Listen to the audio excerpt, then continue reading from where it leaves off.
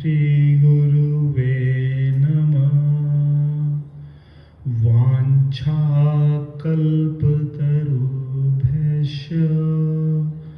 कृपासिन्धुभ्येव च पतितानां पावनेभ्यो वैष्णवेभ्यो नमो नमः।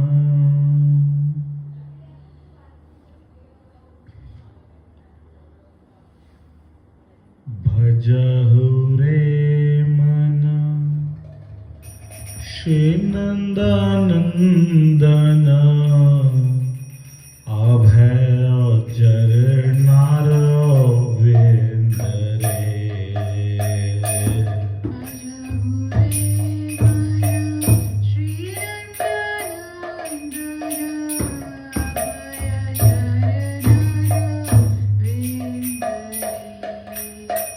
भजहु रे मन श्री नंदनंदन अभय चरणार विंद रे।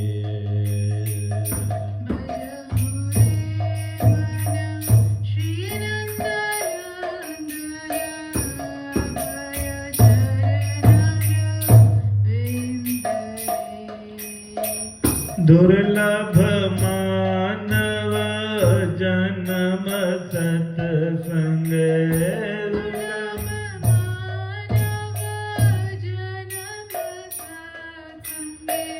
दुर्लभ मानव जन्म सत्संग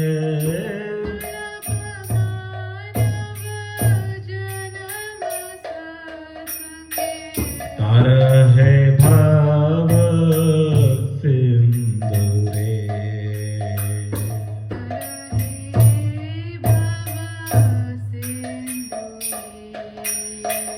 भजहु रे मन श्री नंदनंदन अभय चरणार विंद रे।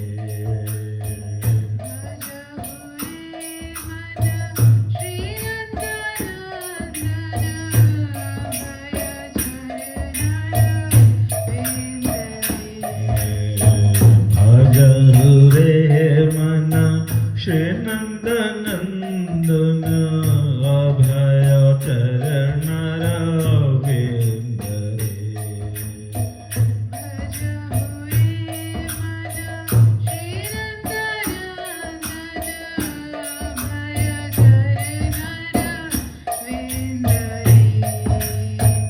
शीत आतप वातवरेषण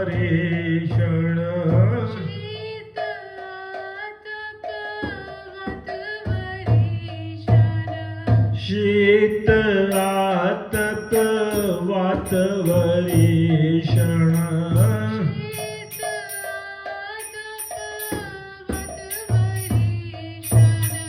ये दिन यामिनी जानी रे।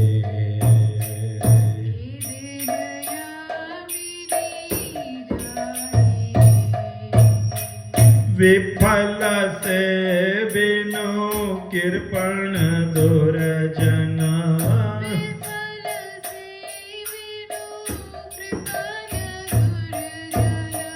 विफल से बिनु कृपण दुर्जन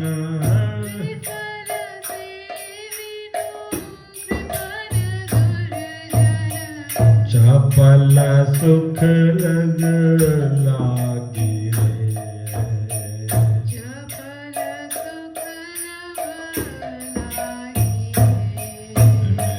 भजहु रे मन श्री नंदनंदन अभय चरणार विंद रे।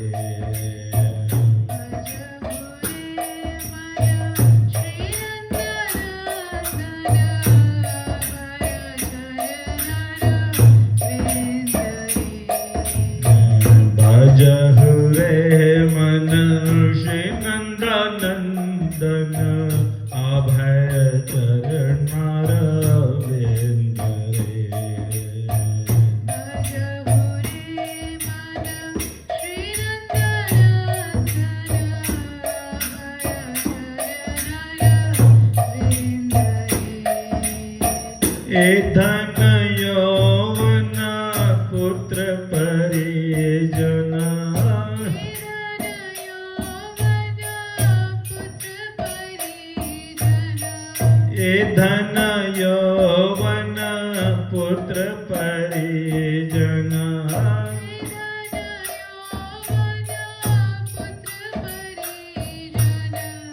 इथे किया छे परती तेरे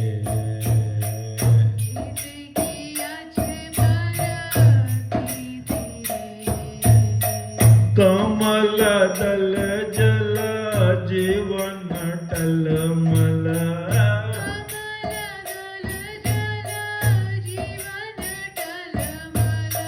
कमल दल जल जीवन टलमल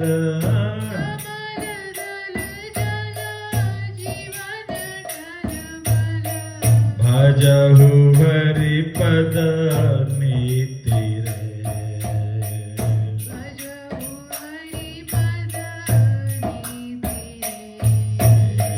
भजहु रे मन श्री नंदनंदन अभय चरण रविंद्र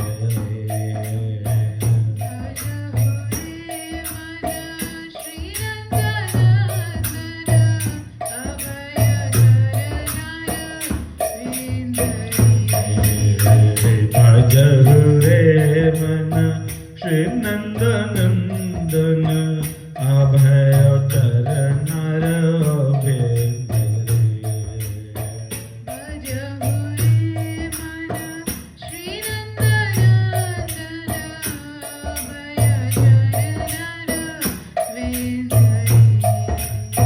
श्रवण कीर्तन सुमरण वंदना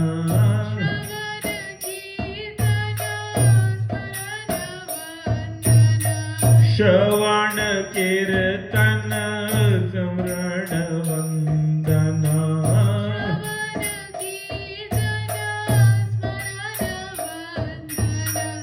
पाद सेवना दास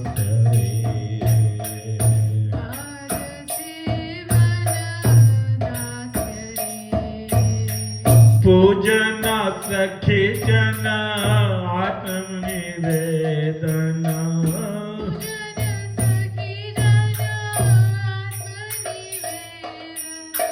पूजना सखी जन आत्म निवेदना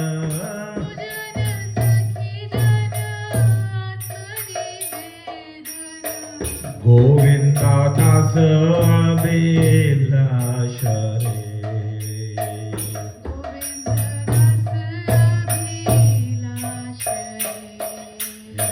भजहु रे मन श्री नंदनंदन अभय चरणार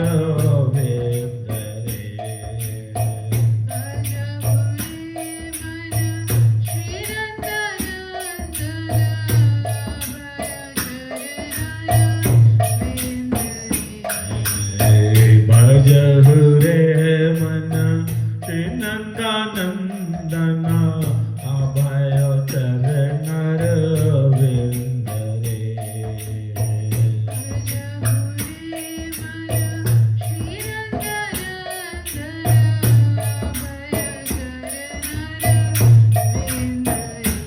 जय नंदन नंदन नंदन नंदन नंदन नंदन जय नंदन नंदन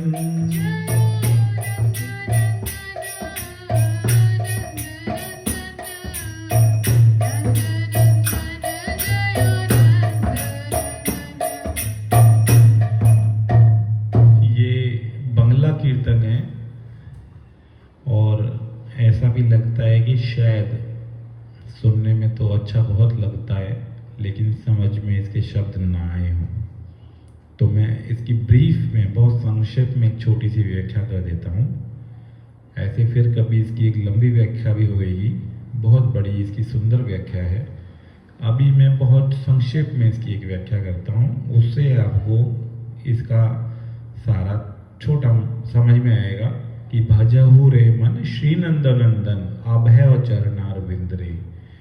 कह रहे हे मेरे मन, तू ये दुर्लभ मानव जन्म प्राप्त करके सत्संग में ब्रजेंद्र नंदन श्री श्याम सुंदर के अभय अर्थात समस्त प्रकार के भयों का विनाश करने वाले श्री चरण कमलों का भजन कर तथा इस अथाह भवसागर को पार कर। अरे मन, तू सर्दी, गर्मी, आंधी, तूफान, बरसात में तथा दिन रात जाकर इन संसारी दुर्जनों की सेवा जिस सुख की प्राप्ति की आशा से कर रहा है, वह क्षण भर का सुख तो चंचल अर्थात अनित्य है। अरे मन, इस धन, यौवन, पुत्र तथा परिजनों को तो बात ही क्या, स्वयं तेरा जीवन ही तो कमल के पत्ते पर स्थित पानी की बूंद की भांति टलमल टलमल कर रहा है। अर्थात तेरा जीवन भी कब समाप्त हो जाएगा यह भी निश्चित नहीं है। अतः तुम भगवान के श्री चरण कमलों का भजन करो। गोविंदा श्रवण कीर्तन स्मरण वंदन पाद सेवन दास्य पूजन साख्य और आत्मनिवेदन नवदा भक्ति की अभिलाषा करो। आज इसको यहीं तक रखते हैं। नेक्स्ट टाइम में इसका एक बहुत बड़ा व्याख्यान करेंगे। हरे कृष्ण। चक्षुरुन्मिलितं येन तस्मै श्रीगुरवे नमः। वाञ्छाकल्पतरुभ्यश्च कृपासिन्धुभ्येव च पतितानां पावनेभ्यो वैष्णवेभ्यो नमो नमः। श्रीकृष्ण चैतन्य प्रभु नित्यानंद श्री अद्वैत गदाधर शिवसदि गौर भक्तवृंद। हरे कृष्णा कृष्णा कृष्णा हरे हरे, हरे राम राम राम हरे हरे। सर्वप्रथम मैं अपने गुरुपाद पद्म श्री श्रीमद् भक्ति वेदांत श्री सिद्धांति गोस्वामी गुरु महाराज जी को दंडवत प्रणाम ज्ञापन करती हूँ और इसके पश्चात आप सभी वैष्णव जनों को, भक्त जनों को मेरा यथा योग्य दंडवत प्रणाम। हरे कृष्णा। अभी हमने कल ही श्रवण किया कि किस प्रकार ठाकुर जी ने क्या किया, नलकुबेर और मणिग्रीव का उद्धार किया। वो जो यमला अर्जुन वृक्ष थे उनका उद्धार किया। अब ब्रज में ठाकुर जी की जो लीलाएं हैं, अभी तक कैसी लीलाएं थी मैया बाबा के साथ, और अभी ठाकुर जी एकदम छोटे छोटे थे।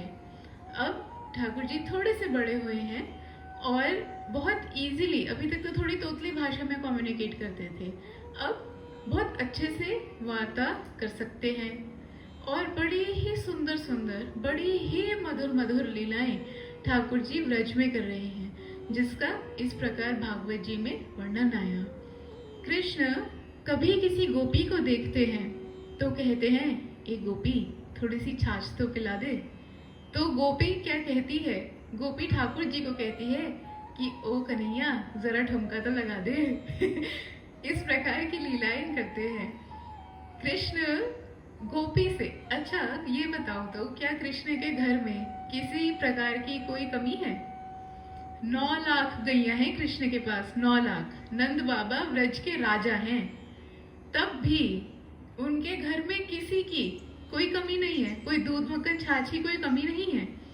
पर ठाकुर जी गोपियों के सामने जाकर के क्या कहेंगे? उनसे कहेंगे, अरे थोड़ा छाछ तो पिला दे, ओ गोपी तू थोड़ा मक्खन तो खिला दे। जब गोपियां अपने साथ ले करके जाती है तो गोपियां भी क्या कहेंगी? हाँ, गोपियां भी क्या कहेंगी कि हम ऐसे क्यों दे? तो क्या गोपियों के घर में भी कम है? नहीं, कम उनके घर में भी नहीं है, परंतु ये प्रेम की वार्ता है। गोपियां भी कहेंगी देंगे तभी, पहले तो थोड़ा नाच के दिखा दे। और कृष्ण ये सुनने के बाद नाच के भी दिखाते हैं, ऐसे एक ठुमका भी लगाते हैं, और उसके बाद गोपी जो है उनको फिर ऐसे हाथ कर लेते हैं और गोपी फिर उनको छाछ भी पिलाती है। तो ये क्यों? कमी तो ठाकुर जी के घर में भी नहीं है। क्यों? ये अपने जो भक्त हैं ठाकुर जी के, वो प्रेम का आदान प्रदान है। ऐसी लीलाएं नहीं करेंगे ठाकुर जी तो कैसे गोपियों के मुखमंडल पे वो मुस्कान आएगी, और वो मुस्कान नहीं आएंगी तो कैसे जो ठाकुर जी हैं उनको आनंद प्रदान होगा। इस प्रकार की लीलाएं करते हैं। और क्या, जब अपने घर में छोटे कन्हैया हैं, हाँ, लेकिन अब अच्छे से चल सकते हैं, तो मैया उनसे कहेंगी, बातें समझनी भी शुरू कर दी हैं। मैया उनसे कहेंगी कान्हा से, कान्हा जरा ये उठा करके ला करके दे, तो अपना काम करवाएंगी। और कृष्ण छोटे छोटे हाथ हैं, जाएंगे, हाँ मैया अभी लेकर के आता हूँ, और लेकर भी आएंगे। कभी मैया बोल देगी कि ये पूरा जो बड़ा सा संदूक है ये उठा करके लेकर आ। तो अब कृष्ण क्या करेंगे कि वो उठाने की, वो जो मैया ने मंगाया उसको उठाने का प्रयास कर रहे हैं, पर वो भारी है, कन्हैया से उठ नहीं रहा। तो कन्हैया क्या करेंगे, वो देखते हैं इधर उधर कि ये सभी मेरे को देख रहे हैं और मेरे से उठ नहीं रहा। सभी देखते हुए ऐसे मुस्कुराते हैं कि कन्हैया छोटा है, मैया के कहने पे चला तो गया, लेकिन देखो इससे उठ नहीं रहा है। तो कन्हैया ऐसे करेंगे, ऐसे ताल ठोकते हैं ना, ऐसे करते हैं और फिर कहते हैं अरे मैं बहुत ताकतवर हूँ, मैं उठा सकता हूँ। और फिर ये सुन करके जितनी वहां पे गोपियां दासियां होती हैं वो सब हंसने लगती हैं। कभी बाबा कृष्ण को कहेंगे कि कृष्ण मेरे को बाहर जाना है तो मेरी एक बार पादुका लेकर के आना। कृष्ण जाएंगे कि जी बाबा अभी लेकर के आया। अब कृष्ण जा रहे हैं, वो एक पादुका उठाई, ऐसे दोनों पादुका उठाते हैं और अपने हृदय से लगा लेते हैं, और चलते चलते थोड़ी सी एक फिसल गई तो फिर उसको वापस उठा लेते हैं। फिर थोड़ी सी ऐसी टेढ़ी हो जाती है तो उसको ठीक से करते हैं। तो नंद बाबा ये दृश्य दूर से देख रहे हैं और उनके हृदय में वात्सल्य प्रेम उमड़ रहा है कि मेरा लाला कितना छोटा सा है, लेकिन मेरे कहने पर कि मैं जाकर के मेरी पादुकाएं जो है वो उठा करके लेकर आ रहे हैं। इस प्रकार की ठाकुर जी लीलाएं करते हैं। क्यों कर रहे हैं? क्यों? अपने भक्तों के साथ ये आदान प्रदान है। अपने भक्तों के लिए तो वो कुछ भी करने को तैयार है। हम क्या कहते हैं कि ठाकुर जी क्यों आते हैं, ठाकुर जी इस धराधाम पे क्यों ही आते हैं?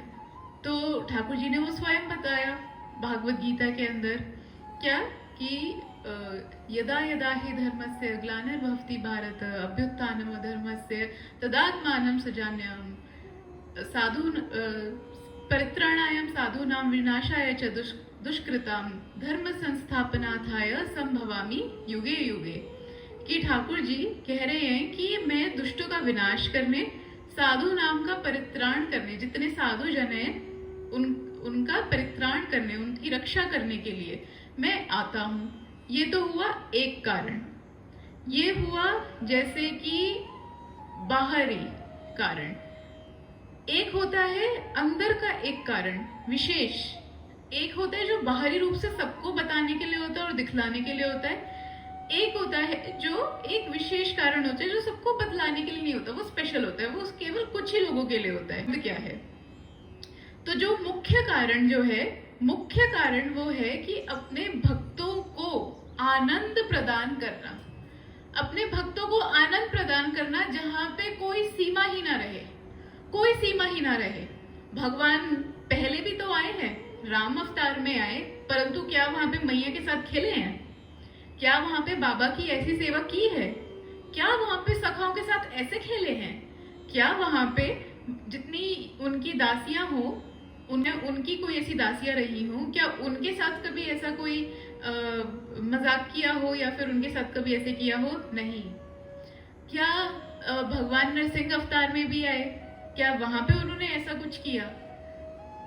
क्या उनका और भक्त का कोई बहुत ही ऐसा मधुर सा कोई कनेक्शन रहा?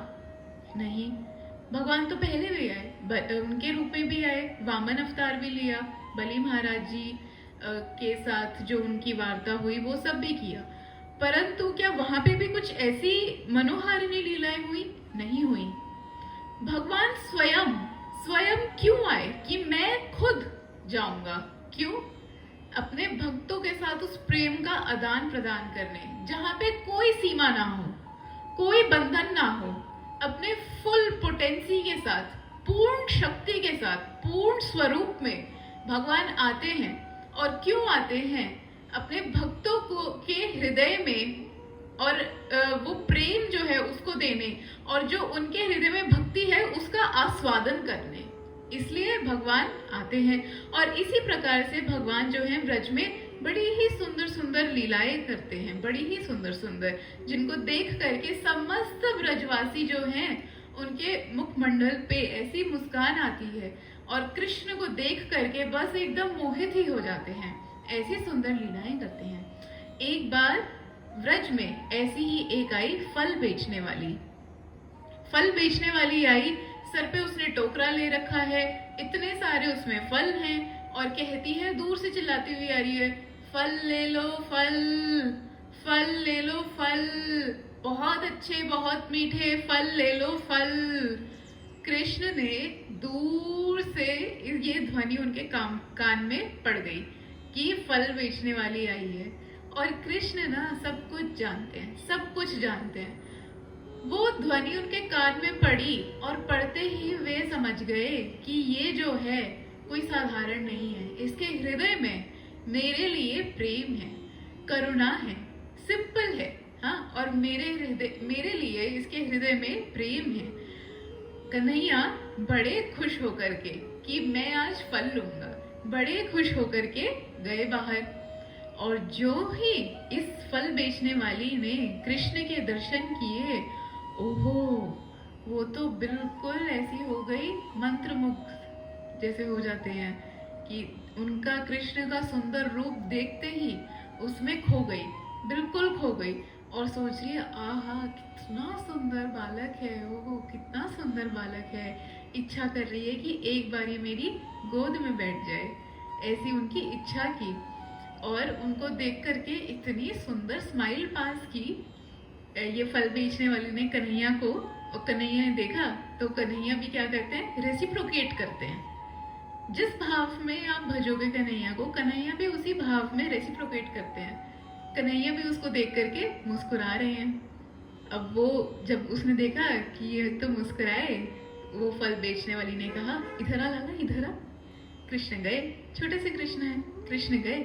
वो कहती है, फल लेंगे, फल लेगा, कुछ फल ले ले। तो वो कहते, कृष्ण कहते हैं, ठीक है दे दो।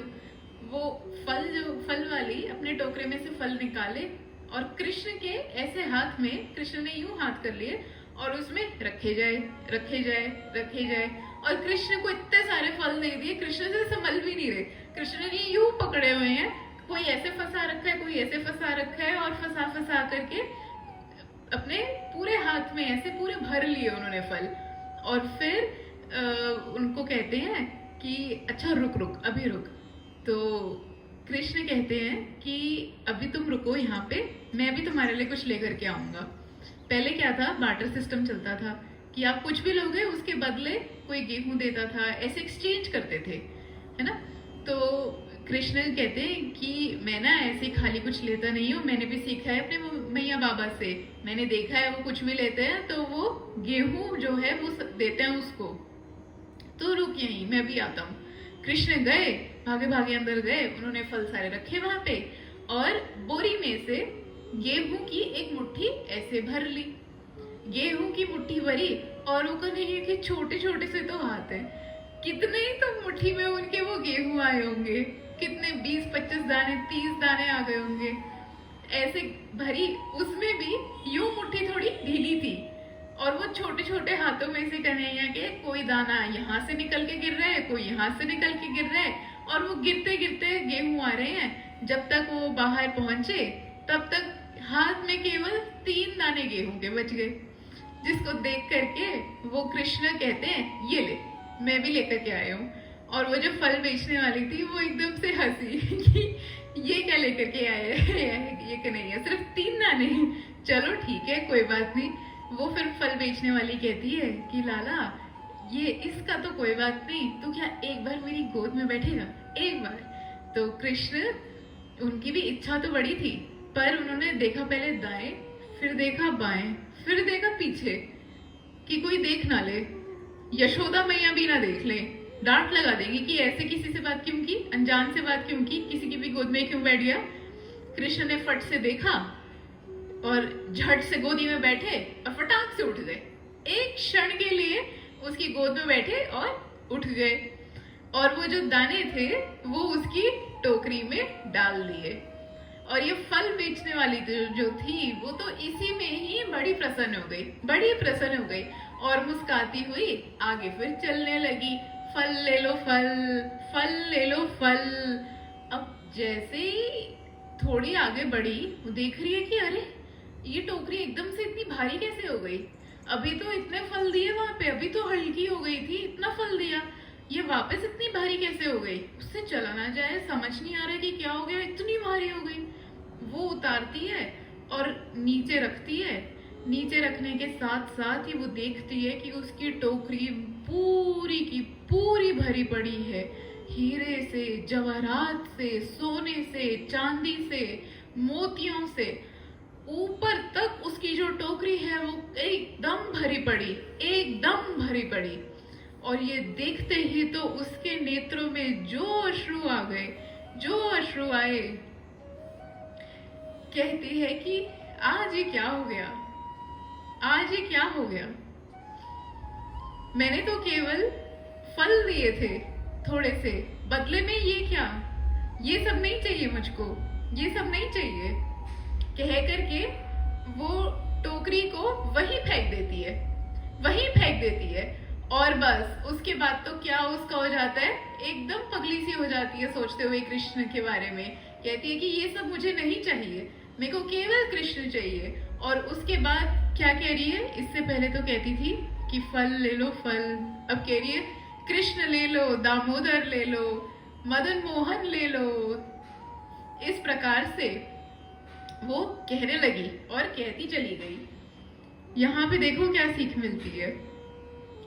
ठाकुर जी ये खुद कहते हैं, ठाकुर जी भागवत गीता में खुद कह रहे हैं कि पत्रम पुष्पम फलम तोयम यो में भक्त्या प्रयच्छति तम भक्ति उप्रेतम अश्नामि प्रयत्मना। कि क्या अर्थ इसका? कि कोई मुझको फल दे, पुष्प दे, या फिर थोड़ा सा जल दे, या तुलसी का पत्ता दे, कुछ भी मेरे को अर्पण करे, छोटा सा कुछ भी मुझे अर्पण करे, परंतु कैसे? पूरे भक्ति भाव से, पूरे भक्ति भाव से, तो उसको मैं पूरा पूरा स्वीकार करूंगा, पूरा पूरा स्वीकार करूंगा। परंतु भाव कैसा होना चाहिए? वो भक्ति वाला, वो प्रेम से, प्रेम से। ठाकुर जी दुर्योधन के महल गए, तब उससे मिले। दुर्योधन ने 56 भोग लगा करके रखे थे, 56 भोग की वहां पे व्यवस्था थी। दुर्योधन लेकिन कैसा था? हृदय में क्या था उसके? अहंकार। हृदय में कैसी भावना थी ठाकुर जी के प्रति? गलत भावना। क्या उसके था कि अरे ये तो ग्वाल है, इसने कभी कहाँ 56 भोग खाए होंगे, मैं इसको खिलाऊंगा आज, मैं दिखाता हूं कि क्या होता है ऐश्वर्य, मैं दिखाता हूं। ठाकुर जी ने वहां पर एक पानी का ग्लास तक नहीं लिया, ठुकरा दिया उसके भोजन के प्रस्ताव को, ठुकरा दिया, नहीं पाया, कुछ भी नहीं पाया। क्यों नहीं पाया? क्योंकि ठाकुर जी को ऐश्वर्य से, अभिमान से कोई नहीं जीत सकता, कोई भी नहीं।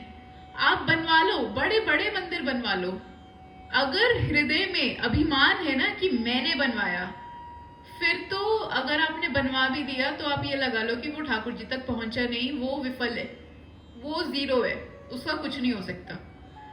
हमने तो अपने ठाकुर जी को क्या श्रृंगार कराते हैं, सोना चांदी हम पहना करके रखते हैं, हम ये करते हैं, हम तो जाकर के इतना दान करते हैं। जहां मन में ये भाव आ गया, अभिमान आ गया कि हमने किया, या ऐश्वर्य आ गया कि हम कर सकते हैं इतना, वही समझ जाना कि ये तो ठाकुर जी तक पहुंचा ही नहीं है और आपका किया गया जीरो है, जीरो।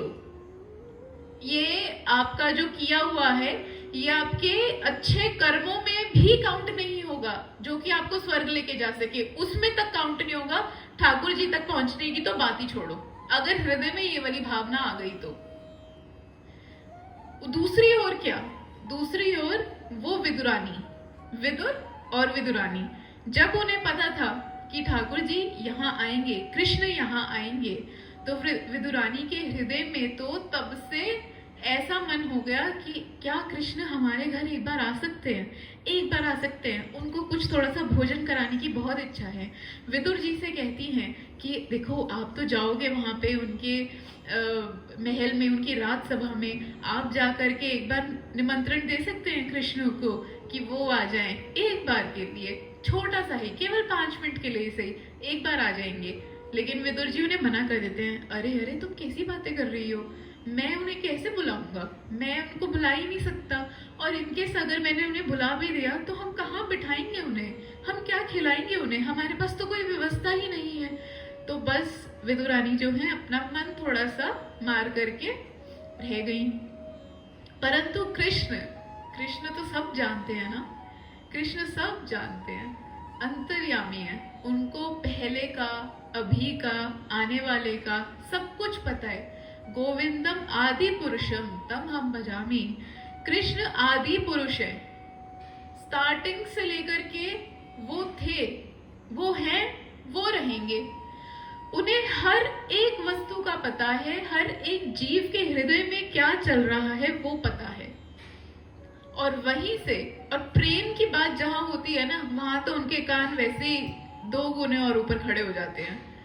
जैसे ही उनको ये लगा कि विदुरानी के हृदय में तो मुझको आमंत्रित करने की बहुत इच्छा है, और प्रेम से, प्रेम और कुछ नहीं, केवल प्रेम कि वो सेवा करना चाहती हैं, तो कृष्ण ने दुर्योधन के वो 56 भोग वहां त्याग दिए। नहीं, कह दिया मेरा पेट भरा है अभी, थैंक यू, मैं नहीं लूंगा। और कहाँ आ गए, सीधा आए विदुरानी के घर। और जो ही विदुरानी के घर आए, ये तो देखते ही बाहर एकदम हक्की बक्की रह गई। कृष्ण एक्सपेक्टेड नहीं था ना, ये सोच लिया था कि कृष्ण तो शायद नहीं आएंगे, उनको बिल्कुल भी नहीं था कि आप आएंगे। तो एकदम से देख करके कि कृष्ण क्या करूं क्या करूं, पहले तो देखते ही दरवाजे पे एकदम ही खो गई उनका दर्शन करते ही खो गई, और बिल्कुल ही उनके रूप में ऐसी मुग्ध हो गई कि कृष्ण को करना पड़ा, ऐसे करना पड़ा कि भैया अंदर नहीं बुलाओगी, बाहर से ही देखती रहोगी क्या। तो विदुरानी ऐसे करती है, अरे अरे आइए आइए प्रभु अंदर आइए। अंदर उनको ऐसे साफ करके थोड़ा सा आसन देती हैं, जगह देती हैं, फिर ढूंढती हैं क्या दूं, कृष्ण आए हैं, क्या भोजन दूं, कुछ भी नहीं है घर में। तो देखा कि कुछ केले रखे थे और केले ही पवा देती हूँ। वो कृष्ण वहां कह रहे हैं मुझे भूख लग रही है, कुछ तो लेकर आओ, भूख लग रही है। अब हबड़ा तबड़ी में वो फटाफट से केला ही उठा करके ले आई, और उनका मुख देखते देखते कह रही है कि मैं पवाऊंगी, मैं करूंगी सेवा। उनका मुख देखते देखते केले जो है वो छील रही हैं।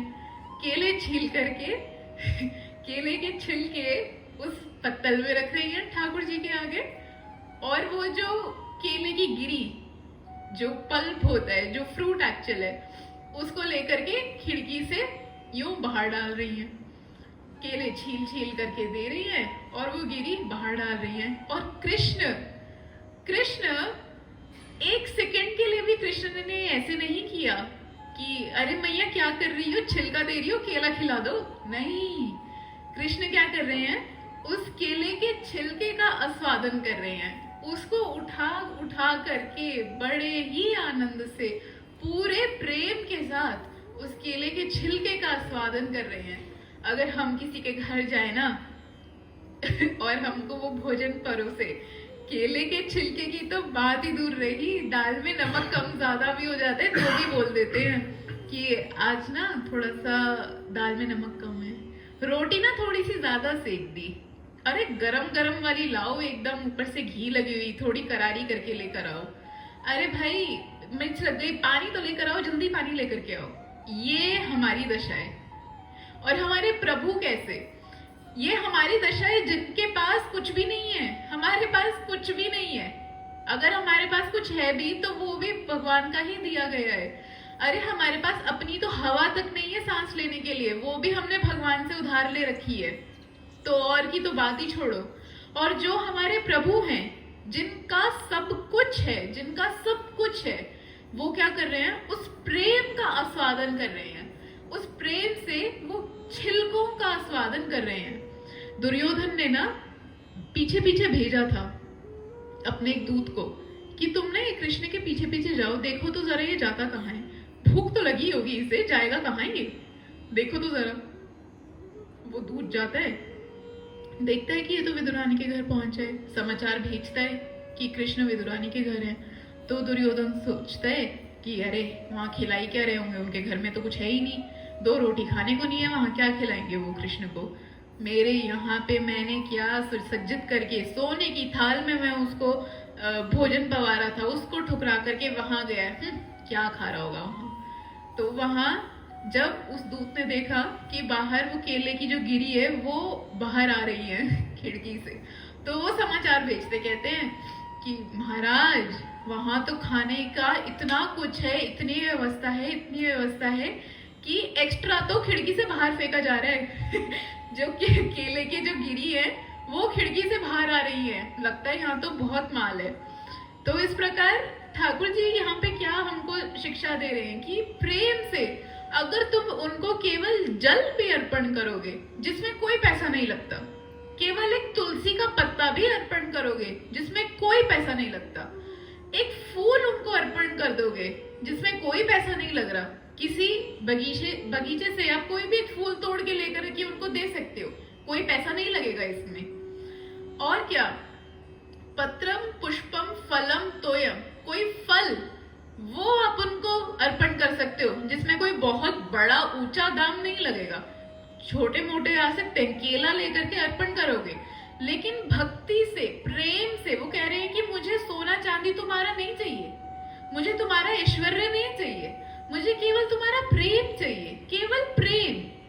वो थोड़ी सी हृदय से वो थोड़ा सा प्रेम रख करके तुम मुझे केवल जल भी दोगे ना, मैं उसको भी हाथ जोड़ करके स्वीकार करूंगा, पूरी तरीके से स्वीकार करूंगा, प्रेम से स्वीकार करूंगा। ऐसे हैं हमारे भगवान, इतने इतने करुणामय, इतने सिंपल, ऐसे हैं हमारे भगवान।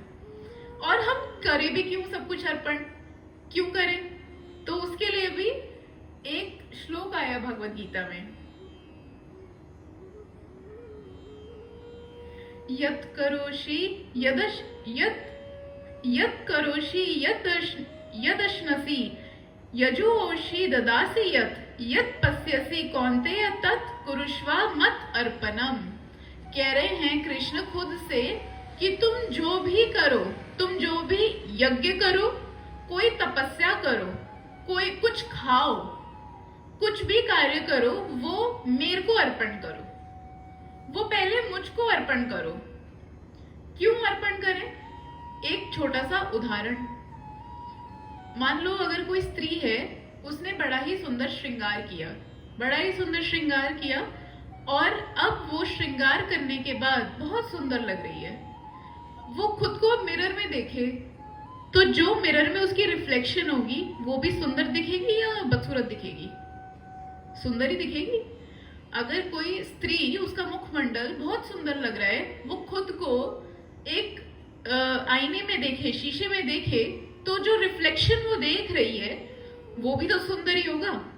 तो इसी प्रकार से जब हम भगवान के लिए कुछ करते हैं, भगवान की प्रसन्नता के लिए कुछ करते हैं और उसको ग्रहण करके अगर वो प्रसन्न हो जाते हैं, तो उसकी रिफ्लेक्शन में हम जो उनके अंश हैं, हम ऑटोमेटिकली प्रसन्न हो जाते हैं। ऑटोमेटिकली, अगर हम भगवान के अंश हैं, अगर भगवान प्रसन्न होंगे तो उसकी रिफ्लेक्शन में ऑटोमेटिकली हम जीव जो हैं वो प्रसन्न होंगे।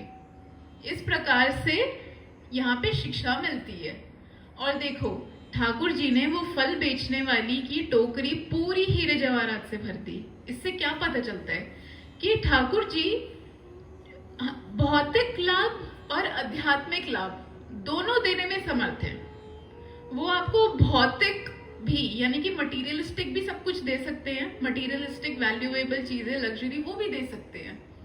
और भक्ति, अपनी प्रेममयी भक्ति, अपनी शुद्ध भक्ति, वो भी दे सकते हैं। परंतु एक चीज जरूरी है यहाँ पे कि जो कनेक्शन है वो प्रेम वाला होना चाहिए, वो कनेक्शन प्रेम वाला होना चाहिए। अगर स्टार्टिंग से भावना ये हो जाएगी कि हम भगवान को देंगे तो भगवान भी हमको उल्टा देंगे, तो इसलिए आज मैं 100 रुपए का दान करती हूँ, कल मेरे पास वो 1000 होकर के आएंगे, तो फिर उसका कोई और फायदा नहीं है, क्योंकि हृदय में पहले ही दिन से कपटता हो गई। हृदय शुद्ध होना चाहिए, हृदय में प्रेम होना चाहिए, ठाकुर जी की सेवा की भावना होनी चाहिए, तो वो हर तरीके से मंगल करते हैं, हर तरीके से मंगल करने में समर्थ हैं। दुर्योधन को मेवा त्यागो, दुर्योधन को मेवा त्यागो, दुर्योधन को मेवा त्यागो, दुर्योधन को मेवा त्यागो, साग विदुर घर खाई, सतयुति प्रेम सगाई,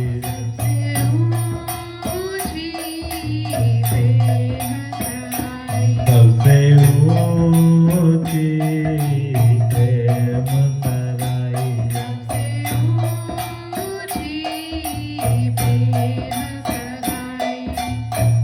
झूठे फल सबरी के खाए, झूठे फल सबरी के खाए, झूठे फल सबरी के खाए, झूठे फल सबरी के खाए, बहुविधि स्वाद बताई, सबसे ऊंची प्रेम सगाई,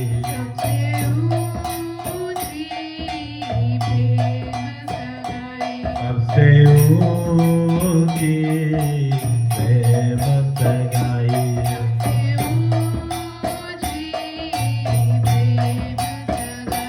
सबसे ऊंची प्रेम सगाई, सबसे ऊंची प्रेम सगाई, सबसे ऊंची प्रेम सगाई, प्रेम के बस अर्जुन रथ हांक्यो, प्रेम के वश अर्जुन रथ हांक्यो, प्रेम के बस अर्जुन रथ हांक्यो, प्रेम के वश अर्जुन रथ हांक्यो, भूल गए ठकुराई, सबसे ऊंची प्रेम सगाई,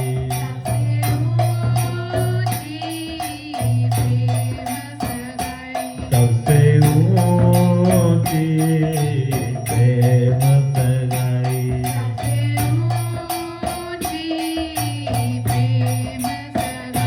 सबसे ऊंची प्रेम सगाई,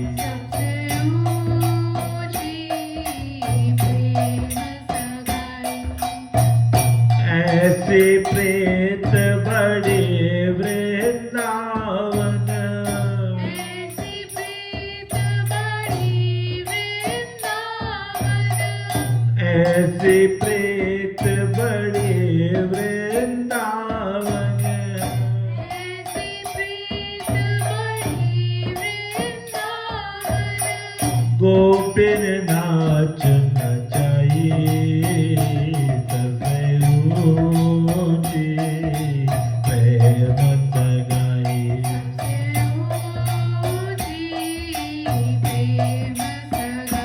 सबसे ऊंची प्रेम सगाई,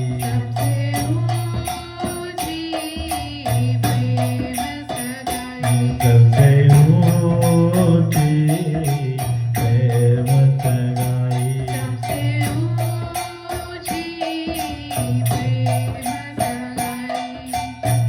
प्रेम के वश निर्भ सेवा कीनो,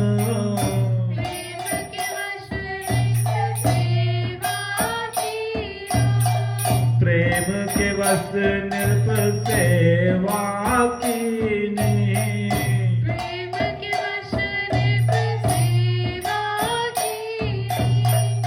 आप बने हरि नाई, सबसे ऊंची प्रेम सगाई,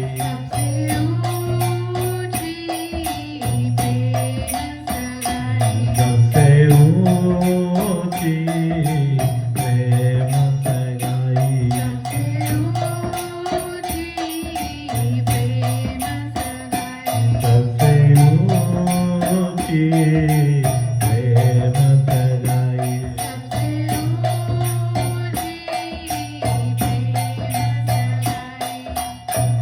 सूर्य कोर एहि लायक नाही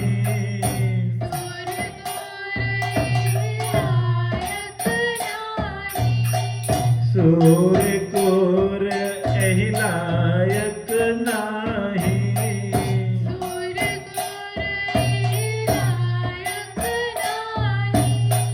कही लगो कर बड़ाई सबसे ऊंची प्रेम सगाई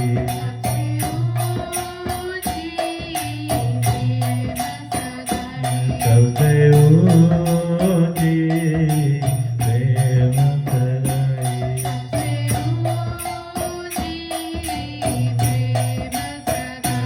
सबसे ऊंची प्रेम सगाई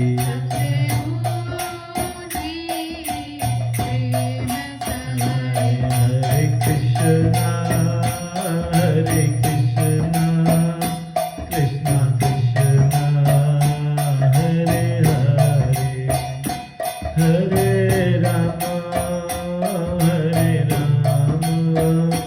राम राम हरे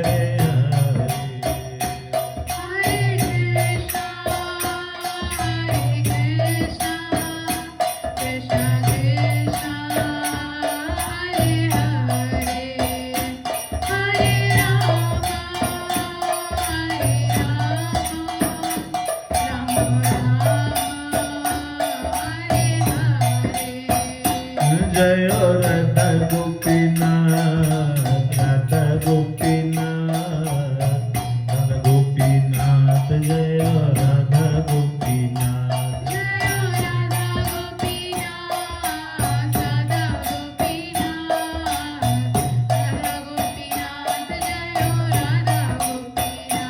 जय नंदन नंदन नंदन नंदन जय यशोदानंदन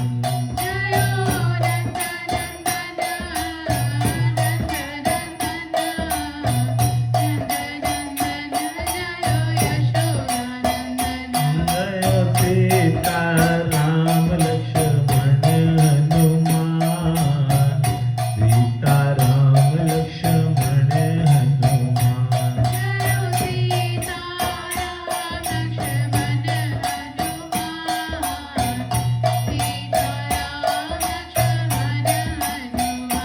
जय लक्ष्मी नरसिंह लक्ष्मी नरसिंह लक्ष्मी नरसिंह जय लक्ष्मी नरसिंह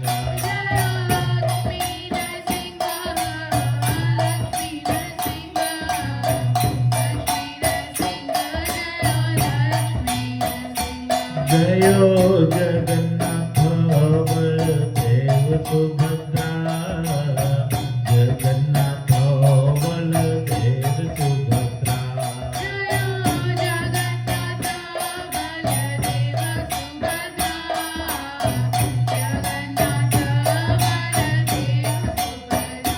जय सुदर्शना सुदर्शना सुदर्शना जय सुदर्शना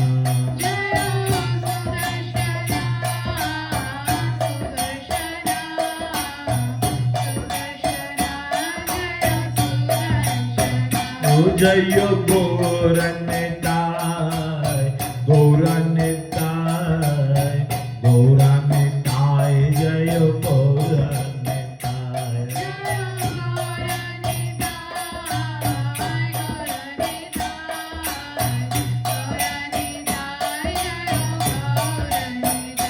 जय गुरुदेवाय गुरुदेवाय गुरुदेवाय श्रील गुरुदेवाय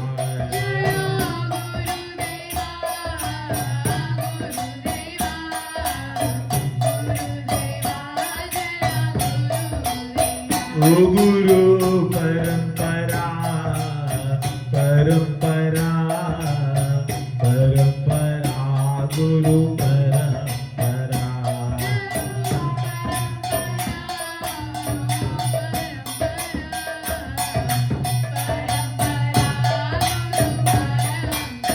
ओ ठाकुर भक्ति विनोद, भक्ति विनोद, भक्ति विनोद, ठाकुर भक्ति विनोद।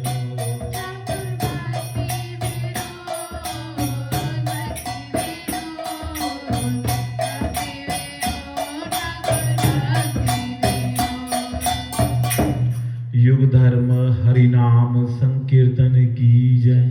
निताई गौर प्रेमानंदे हरि हरि बोल। आज के आनंद की जय। ठाकुर नरोत्तम दास की तिरोभाव तिथि की जय। कार्तिक मास की जय। कार्तिक मास पालन करने वाले सभी भक्त वृंद की जय।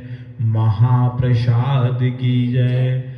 जय जय श्री राधे, जय जय श्री राधे, जय जय श्री राधे श्याम।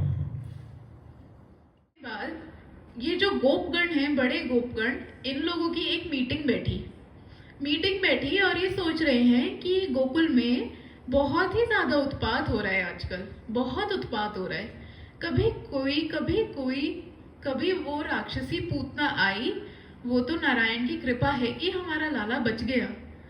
फिर वो सक्टासुर आया, वो तो फिर हमने ब्राह्मणों को कितना दान दिया होगा, उसके कारण वो क्या कहते हैं, छकड़ा जो है हमारे लाला के ऊपर नहीं गिरा, वो सुरक्षित रहा बिल्कुल। फिर वो बवंडर, कैसा अद्भुत बवंडर, ना कभी देखा ऐसा कुछ होते हुए, वो आया। और कैसी कृपा है साधुओं की, नारायण की, ब्राह्मणों की। और क्या हमने ऐसे कर्म किए कि वो तो हमारा लाला, हमारा कृष्ण, हमारे जो प्राण है, हमारे प्राण धन, वो एकदम सुरक्षित वापस आ गए। तो कभी कुछ इस प्रकार से चलता ही रहता है। तो अभी 2 दिन पहले वो वृक्ष जो थे वो एकदम से गिर पड़े हमारे लाला को खेलते खेलते। वो तो लाला भी बच गए और सारे सखा, सारे छोटे बच्चे भी बच गए। अगर लग जाती तो कोई वृक्ष हमारे किसी बच्चे पर गिर जाता तो हम क्या करते, हम कहाँ जाते। यहाँ तो आपत्ति दिखती है बहुत ज्यादा। तो हमको क्या करना चाहिए, हमें किसी ऐसी जगह जाना चाहिए जहाँ पे सब कुछ बहुत सुंदर हो, सेफ हो। उदाहरण के तौर पे अगर बहुत ही सिंपल लैंग्वेज में बताएं तो अगर हम किसी ऐसी लोकेलिटी में रहते हैं जहाँ पे खून खराबा तो मतलब क्या, चोरी चकारी होती है, या वो सेफ नहीं है इतना। अगर हम स्कूटी बाहर खड़ी करें तो कोई भरोसा नहीं है कि वो स्कूटी उठ जाएगी। अगर कोई कन्या लेट आ रही है तो कोई भरोसा नहीं है कि वो एकदम सुरक्षित आ पाएगी। तो ऐसे में माता पिता क्या करते हैं, वो यही करते हैं ना कि हम यही प्रयास करेंगे कि हम किसी ऐसे स्थान पर चलें, हम किसी ऐसे सेक्टर में चलते हैं जो थोड़ा सेफ है, जहाँ पे ज़्यादा अच्छा रहेगा, हम भी अपने कामकाज अच्छे से कर सकते हैं, हमारे बच्चों के लिए भी खेलने की जगह भी है, थोड़ा सेफ एरिया है। सेम ऐसे ही जो गांव के गोपगण थे वो इस प्रकार से चर्चा कर रहे थे। और उनमें से जो सबसे बड़े गोप थे वो थे उपनंद, सबसे एक्सपीरियंस्ड, सबसे सीनियर और सबसे अधिक ज्ञान रखने वाले। उन्होंने एक प्रस्तावना रखा। उन्होंने कहा कि यहाँ पे तो बहुत ज़्यादा हलचल प्रतीत होता है, तो हमको एक ऐसी जगह जाना चाहिए जो कि हमारे गैयाओं के लिए भी अच्छी है, हमारे बच्चों के लिए भी सुरक्षित है और ऑल इन ऑल बहुत अच्छा है। कौन सी जगह? वृंदावन। बोलो वृंदावन की धाम की जय। वृंदावन, हमें वृंदावन चलना चाहिए जिनके तट पर यमुना नदी बहती है, जहाँ पे थोड़े कुछ पर्वत भी हैं, जहाँ पे हवा बहुत सुंदर है, जहाँ पे ऋतुएं हमेशा बहुत ही ज्यादा सुंदर रूप में रहती हैं। तो हमें वहां चलना चाहिए। और जैसे ही उपनंद जी ने ये कहा तो सभी ग्वाले थे, उन्होंने बिल्कुल हाँ में हाँ मिला दी। ठीक है ठीक है ठीक है, आप जो कह रहे हैं एकदम सही कह रहे हैं, हम शीघ्र अतिशीघ्र, आप कहें तो आज ही यहाँ से प्रस्थान करने की तैयारी करते हैं। तो इस प्रकार सभी गोपगण, सभी ब्रजवासी अब गोकुल से वृंदावन शिफ्ट हो रहे हैं और उन्होंने अपना सारा सामान बग्गियों में भरा, अपनी गैयाओं को लिया, जितने वृद्ध लोग थे, जो माताएं थी, जो छोटे बालक थे, वो सभी जो हैं वो बैलगाड़ी में बैठे। सबसे आगे आगे उन्होंने रखा गैयाओं को, फिर उन्होंने वो चले गोपजन जो थे, फिर सारी ये बगियां जिनमें बूढ़े व्यक्ति, माताएं और बच्चे बैठे हुए थे। अब ऐसे ही कृष्ण और बलराम अपनी मैया यशोदा और रोहिणी की गोद में बैठे हैं और बैठे बैठे बड़ा ही आनंद ले रहे हैं। बग्गी अपनी चल रही है, ये आनंद ले रहे हैं, इधर उधर देखते हैं, कहते हैं मैया मैया ये कौन सा जानवर, मैया मैया ये कौन सा फूल है, मैया मैया ये वृक्ष कौन सा है। छोटे बच्चे होते हैं ना, बहुत क्यूरियोसिटी होती है इनमें, कोई भी नई वस्तु देखते हैं, ये क्या है, ये क्या है, ये क्या है। तो बिल्कुल उसी प्रकार, बिल्कुल साधारण बच्चों के समान बलराम और कृष्ण अपनी मैयाओं के साथ इस तरीके की वार्ता करते हैं। और जितनी गोपियां हैं वो क्या कर रही हैं, बैठे बैठे, खाली बैठे बैठे या फिर गप्पे लड़ाती हुई नहीं जा रही, वो क्या कर रही हैं, वो कृष्ण का गुणगान करते हुए चल रही हैं कि क्या रूप कृष्ण का, क्या गुण कृष्ण के, कैसे कृष्ण ने पूतना मारी, कैसे कृष्ण ने तृणाव्रत मारा, कैसे कृष्ण हमारे साथ छोटी छोटी लीलाएं करता है, कैसे कृष्ण के आने से सब कुछ कितना आनंदमय है। इस प्रकार से उसका कीर्तन ही बना दिया और वो कीर्तन करते करते वे पहुंचे वृंदावन धाम। वृंदावन देखते ही तो कृष्ण और बलराम ऐसे हो गए, अरे वाह, ये जगह तो क्या बढ़िया जगह है, अभी तक हम यहाँ क्यों नहीं आए, क्या सुंदर स्थान है, यहाँ तो भ्रमण करने की इच्छा होती है, यहाँ तो गिरिराज जी हैं, कितने सुंदर वृक्ष हैं, क्या सुंदर सुगंधी आ रही है, फूल तो देखो कितने सुंदर हैं, अरे कमल के फूल तो देखो क्या सुंदर एकदम खिले हुए हैं, यमुना कैसे कल कल बह रही है, कितना सुंदर रमणीय स्थान है। और बलराम और कृष्ण के हृदय में हुआ कि हमको ये जगह में भ्रमण करना है और एक्सप्लोर करना है।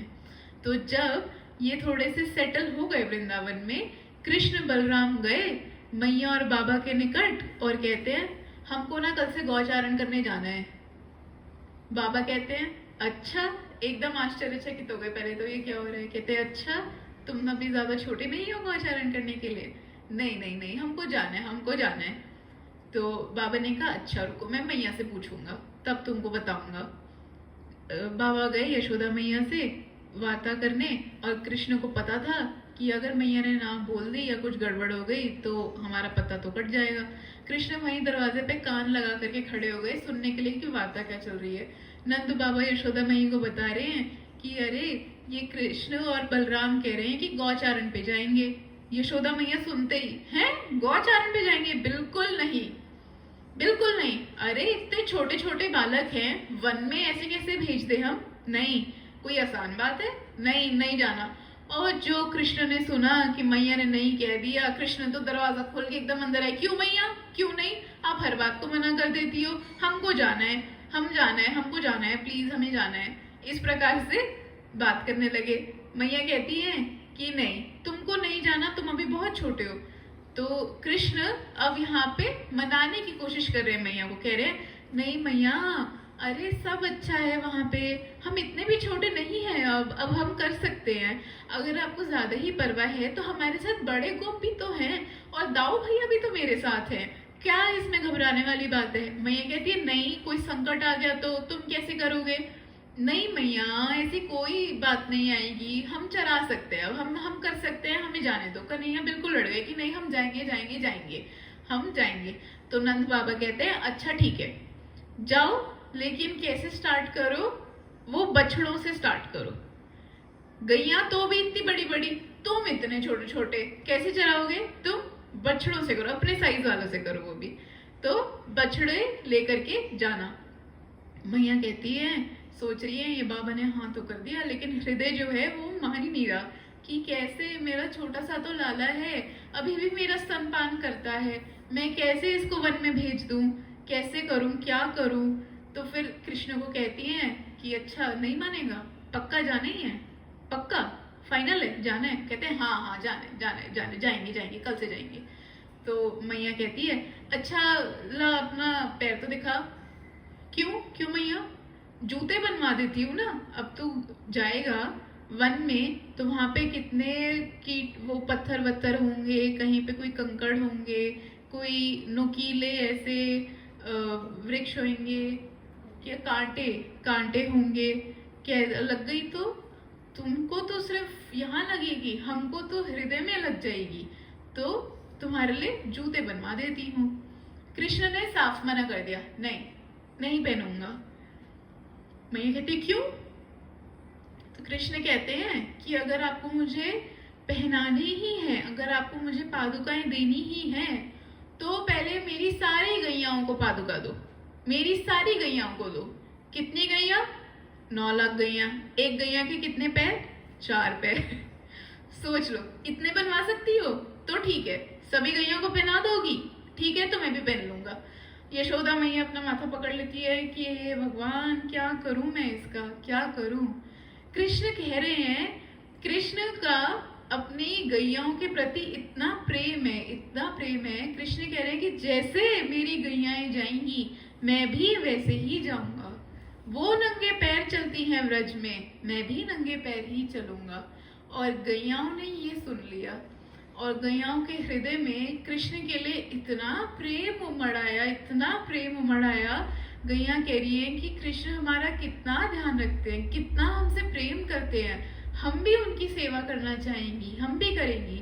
गैया क्या करती है, सारी व्रज में निकल जाती हैं, जंगलों में निकल जाती हैं और तेज तेज अपने पैर से भूमि को इस प्रकार से मारने लगती हैं और एक भी कंकड़, एक भी पत्थर, एक भी कांटा नहीं छोड़ती, कुछ नहीं छोड़ती। कहती हैं कि हमारा लाला जो है, हमारा कृष्ण है, हमारे पीछे पीछे यहीं से तो चल करके आएगा। सब कुछ पैर मार मार के, मार मार के, मार मार के सब कुछ वृंदावन की भूमि को, उसकी रज को इतना सॉफ्ट बना देती हैं, इतना सॉफ्ट बना देती हैं कि हमारे कृष्ण को इतना सा भी आघात ना हो जाए। ढूंढ ढूंढ के इस प्रकार सेवा करती हैं गैया। कितनी सुंदर, कितनी सुंदर, क्या प्रेम का यहाँ पे संबंध दिखलाई देता है, क्या सुंदर। तो इस प्रकार जो है कृष्ण बजाते हैं अपने साथ एक बिगुल, बिगुल रखते हैं जो कि गैया की सींग का ऐसे हॉर्न होता है जिसमें से बजा करके ध्वनि आती है। कृष्ण ने शुरू की और ये शुरू करने का दिन था गोपाष्टमी। कृष्ण ने अपनी गौचारण लीला इस दिन प्रारंभ की। बिगुल बजाया, अपने सखाओं को रखा, कुछ बड़े सखा थे, कुछ सेम एज के थे, सारे बछड़ों को लेकर के वो चल रहे हैं, वन की ओर अब प्रस्थान कर रहे हैं। जैसे जैसे वन की ओर चल रहे हैं, मैया और बाबा से रहा नहीं जा रहा, मैया बाबा से रहा नहीं जा रहा, वो पीछे पीछे आ रहे हैं, पीछे पीछे आ रहे हैं और देख रहे हैं कि सब ठीक तो चल रहा है, सब ठीक है, लाला ठीक है, सब कुछ ठीक है, कोई आघात नहीं है, ओके। ऐसा होता है ना, ये तो जितनी माताएं या पिता है ना बिल्कुल समझ सकते हैं। जब फर्स्ट टाइम उनका छोटा सा बच्चा वो कौन सा होता है, प्री नर्सरी में या फिर प्ले स्कूल में जाते हैं ना, तो जब छोड़ करके आते हैं, जो फर्स्ट डे होता है छोड़ करके आते हैं, पूरा अंदर तक क्लास तक छोड़ करके आते हैं, मैम से बोल करके कि मैम इसका फर्स्ट डे, इसका नाम ये, प्लीज थोड़ा सा देख लेना, थोड़ा सा ना शाय है, थोड़ा सा देख लेना, या अगर कोई नॉटी होता है तो उसके लिए थोड़ा सा ना नॉटी है ये, बट आप देख लेना, फ्रेंड्स बन जाए इसके, ऐसी जगह इसको बिठाना।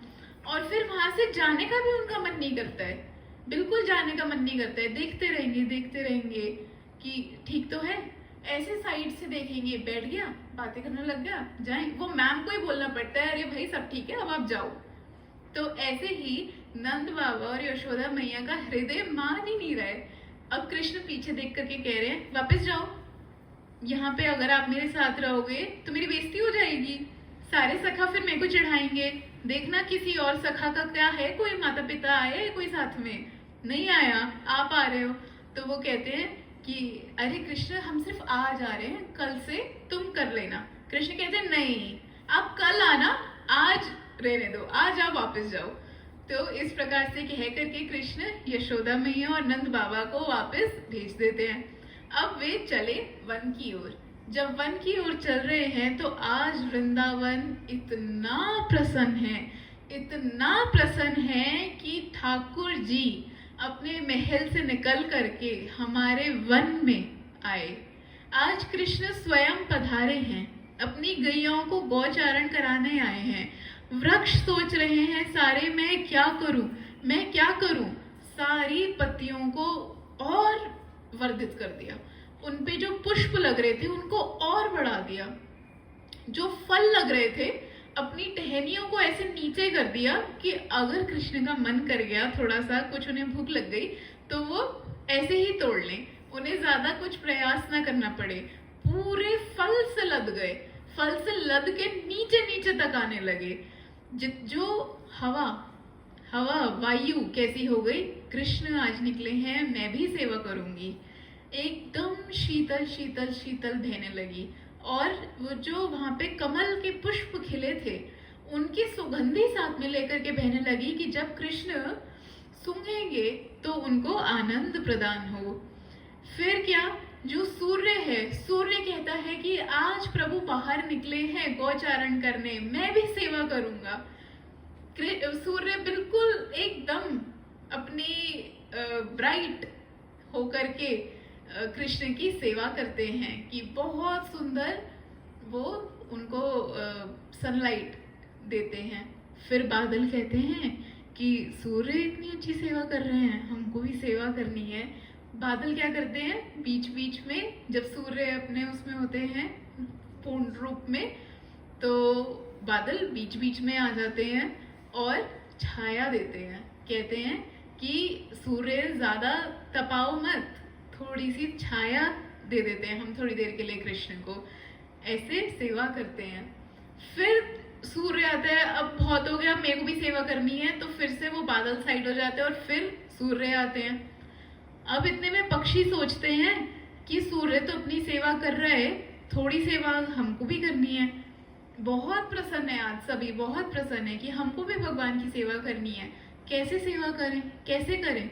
जिसको गाना आता है वो गाने लगा पक्षी, जिसको गाना नहीं आता है, बहुत ऊंचा उड़ना आता है, वो क्या कर रहा है, ऐसे ऐसे उड़ करके कृष्ण जैसे जैसे चल रहे हैं कृष्ण के ऊपर चल रहा है कि वो जो सूर्य है उसकी डायरेक्ट इतनी तेज धूप ना पड़े हमारे कृष्ण पे। कृष्ण ऊपर देख के कहते हैं अच्छा, तो कृष्ण क्या करते हैं, ऐसे ऐसे चलते हैं, फिर ऐसे ऐसे चलते हैं, जिगजैग जिगजैग चल रहे हैं।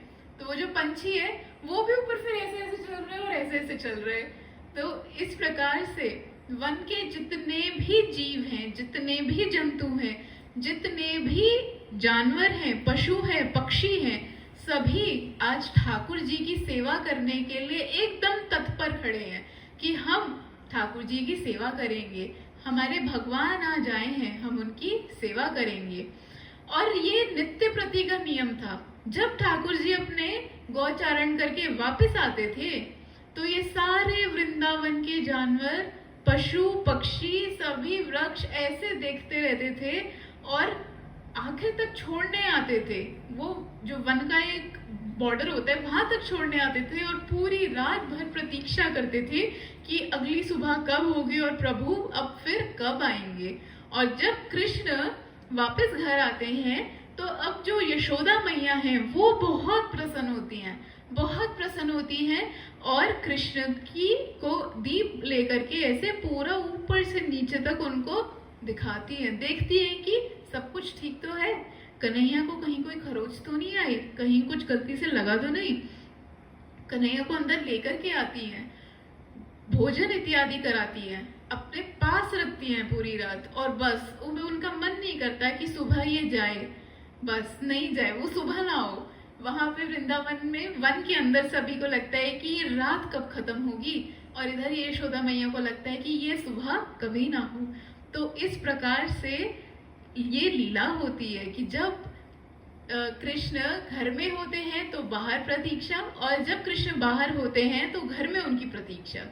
ऐसी बड़ी ही सुंदर लीला ठाकुर जी करते हैं, और इसके आगे की कथा अब हम कल श्रवण करेंगे। हरे कृष्णा। वाञ्छाकल्पतरुभ्यश्च कृपा सिन्धुभ्येव च पतितानां पावनेभ्यो वैष्णवेभ्यो नमो नमः।